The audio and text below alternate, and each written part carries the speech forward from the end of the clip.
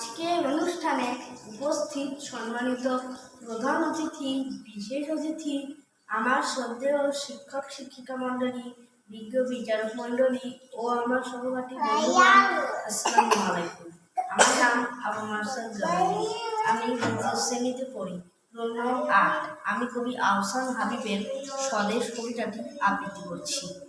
এই যে নদী, নদীর জোয়ার নৌকা সারে সারে, একলা বসে আপন বসে নদীর ধারে, এই ছবিটি চেনা মনের মধ্যে যখন খুশি এই ছবিটি আঁকি।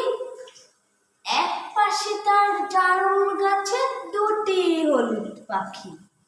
এমনি পাওয়া এই ছবিটি করিতে নয় কেনা, মাঠের পর মাঠ চলেছে, নেই যেন এর শেষ। নানা কাজের মানুষগুলো আছে নানান বেশ। মাঠের মানুষ যায় মাঠে আর হাটের মানুষ হাটে। দেখে দেখে একটি ছেলে সারাটি দিন কাটে। ধন্যবাদ।